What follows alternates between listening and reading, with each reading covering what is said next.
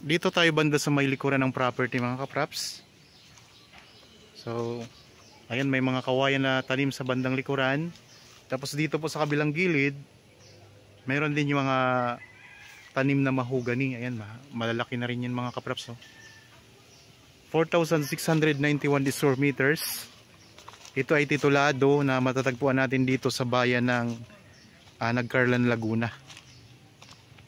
Punong-puno po yan ng mga fruit bearing trees. Daming mga lansones, tapos may mga rambutan, may mga puno ng langka, may mga tanim na kakao. Ayan, ang langka, ang daming bunga. Patag na patag ang lupa mga kapraps. May bunga na ang langka. Meron itong mga tanim pa na mga puno ng santol. Ayan o, mga santol, mga saging, may mga puno din ng niyog.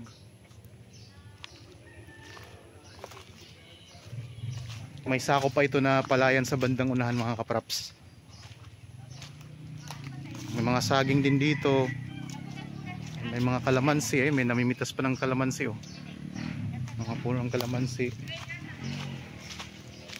May mga mangga.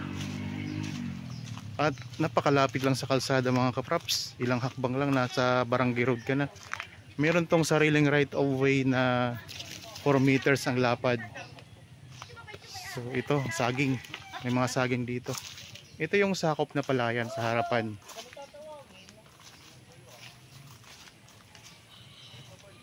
Yan. So may sakop na palayan sa may bandang harapan mga kapraps. At meron pa kayong mountain views. Ayan o. Ganda ng view mga kapraps ano. Kung interested po kayo sa property na ito, pwede nyo kaming makontak sa mga contact details na nandyan sa inyong mga screen. Ito, may mga rambutan dito sa pwesto na to. Mga rambutan.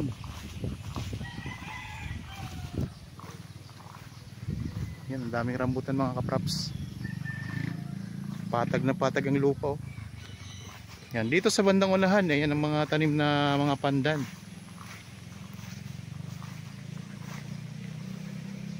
So pampabango na ang kanin mga kapraps.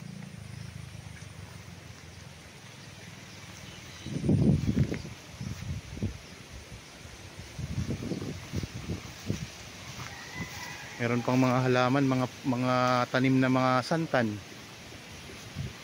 Ayan, mga santan mga kapraps oh. Tapos yung kubo for ano na yan, renovation o kaya pwedeng tanggalin nyo kung gusto nyo tanggalin mga kapraps kung sakaling mabili nyo itong property. Maganda dito, magtayo kayo ng rest house. Maganda ang klima, maaliwalas at tahimik dito ang lugar mga kapraps. Ang property na ito ay malapit lang din sa bayan ng Pila, Laguna. Malapit lang din po sa Kalawan.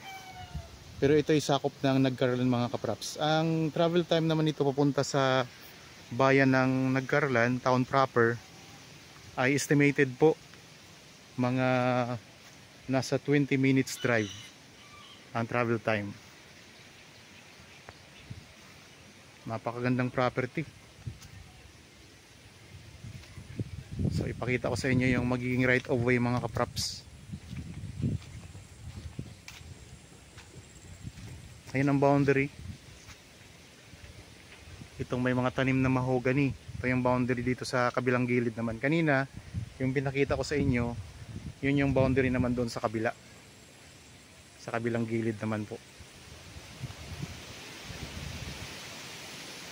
Yan. Yan yung magiging right of way. 4 meters po ang lapad niyan hanggang doon sa kalsada yung may mga nakatayo na tao, nakaupo na tao. Yan po ang magiging right of way mga kapraps. Malapad yan, 4 meters ang lapad yan mga kapraps. Sa kalsada na po yan yung mga may mga motor na yan. Yan na po ang barangay road.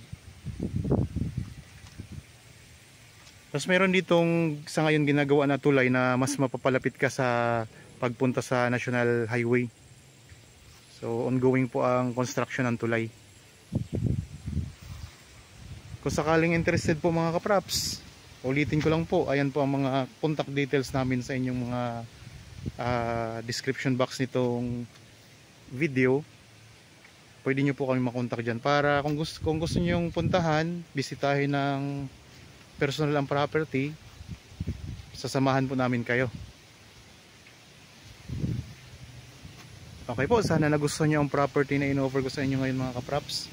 Para po sa mga bago pa lang sa aking channel at napadaan lamang po dito sa aking channel, huwag nyo pong kalimutang mag-subscribe at pindutin na rin po ang notification bell para maging updated kayo sa mga bagong property na i-offer po namin. Maraming salamat po, lagi tayong mag-iingat at God bless po sa ating lahat mga kapraps.